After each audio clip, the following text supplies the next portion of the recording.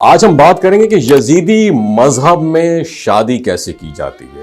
ناظرین، یزیدی جو مذہب ہے ایک ایسا پراسرار اور منفرد عقائد کا حامل فرقہ ہے جو دنیا کے مختلف حصوں میں مائنورٹی اقلیت کی صورت میں آباد ہے، خاص طور پر عراق کے شمالی علاقوں میں۔ ان کی آئیڈینٹیفیکیشن اور مذہبی عقائد صدیوں پر محیط تاریخ رکھتے ہیں۔ ان کی رسم و رواج آج بھی کئی لوگوں کے لیے حیران کن اور اٹریکٹیو ہیں۔ یزیدی مذہب کا مرکزی عقیدہ ایک مور شکل والے فرشتے جسے ملک طاؤس کہتے ہیں اس پر مبنی ہے، جسے وہ روشنی، محبت اور ہدایت کا منبع سمجھتے ہیں۔ ان کے عقائد میں اسلام، عیسائیت اور قدیم میسوپوٹیمیا کے مذاہب کی جھلکیاں بھی دیکھی جا سکتی ہیں، لیکن ان سب کے باوجود یزیدیوں نے اپنی انفرادی پہچان کو برقرار رکھا ہے، خاص طور پر اپنے خاندانی اور سماجی روایات کے ذریعے۔ یزیدی معاشرہ شادی کے معاملے میں بہت سخت اصول رکھتا ہے۔ ان کے ہاں صرف یزیدی ہیوں سے ہی شادی کی جا سکتی ہے۔ اگر کوئی فرد کسی غیر یزیدی سے شادی کرتا ہے تو اس پر یزیدیت کے دروازے ہمیشہ کے لیے لاک کر دیے جاتے ہیں۔ وہ صرف برادری سے کک آؤٹ کر دیا جاتا ہے، بلکہ روحانی طور پر بھی اسے پلید، ناپاک تصور کیا جاتا ہے۔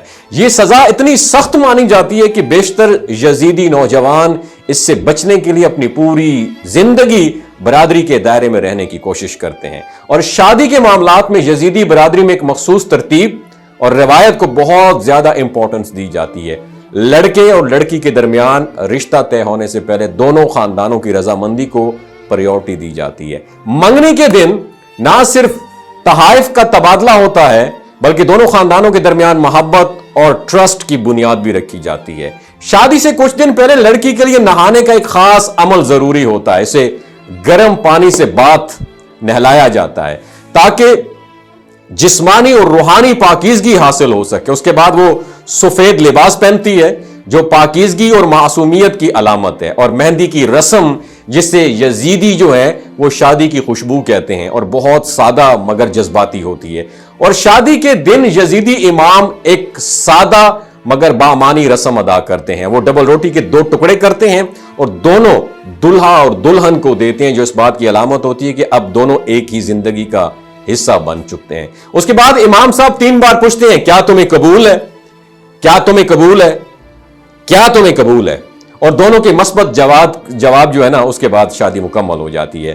دلچسپ بات یہ ہے، شادی کے فوراً بعد دلہن کو 7 دن کے لیے ایک کمرے میں لاک کر دیا جاتا ہے۔ اسے نہ کوئی ملتا ہے، نہ اس کسی سے بات کرتی ہے، اور اس دوران وہ خاموشی اور تنہائی میں اپنے نئے رشتے اور گھرانے کے بارے میں سوچتی ہے۔ اور 8ویں دن وہ پہلی بار باہر آتی ہے اور 7 مختلف اقسام کے کھانے پکا کر اپنے سسرال والوں کو کھلاتی ہے۔ ان کھانوں میں روایتی یزیدی پکوان بھی ہوتے ہیں، جن میں زیادہ تر اجزاء دیسی اور فطری ہوتے ہیں۔ اور یزیدیوں کی شادیاں نہ صرف مذہبی رسموں سے بھرپور ہوتی ہیں، بلکہ ان میں ایک روحانی احساس بھی جھلکتا ہے۔ ان کے نزدیک شادی صرف 2 افراد کا کمبینیشن ساتھ نہیں ہے، بلکہ 2 روحوں کا میل ہے جو دنیاوی اور روحانی دونوں پہلوؤں میں ایک ہو جاتی ہیں۔ ان تمام سفر میں ان کی رسوم ہمیں ایک ایسے معاشرے کا عکس دکھائی دیتی ہیں جو آج کے جدید دور میں بھی اپنے جڑوں سے جڑا ہوا ہے، اپنی پہچان اور اصولوں پر فخر کرتا ہے۔ یزیدی فرقے کے بارے میں، یزیدی مذہب کے بارے میں آپ کی کیا رائے ہے؟ نیچے یزیدی مذہب کے بارے میں اپنی رائے ضرور بتائیے گا۔ اپنا بہت خیال رکھیے گا۔ اللہ حافظ۔ یہ جو گلگت بلتستان کے لوگ ہوتے ہیں نا، ان کی ایوریج عمر 90 سال سے بھی زیادہ ہوتی ہے۔ You know why? کیونکہ یہ لوگ شلجیت استعمال کرتے ہیں۔ شلجیت کے اندر 85 منرلز ہوتے ہیں۔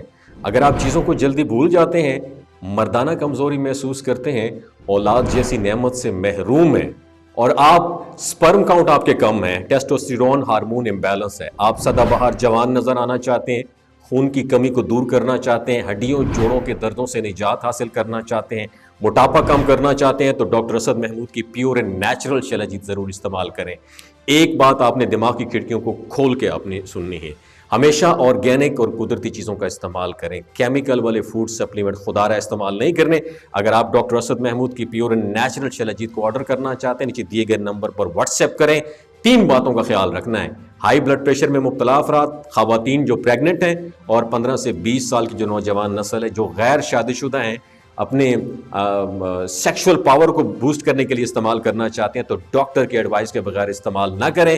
باقی سارے لوگ بے دھڑک گرمی اور سردیوں میں استعمال کر سکتے ہیں. اپنا بہت خیال رکھیے گا. اللہ حافظ.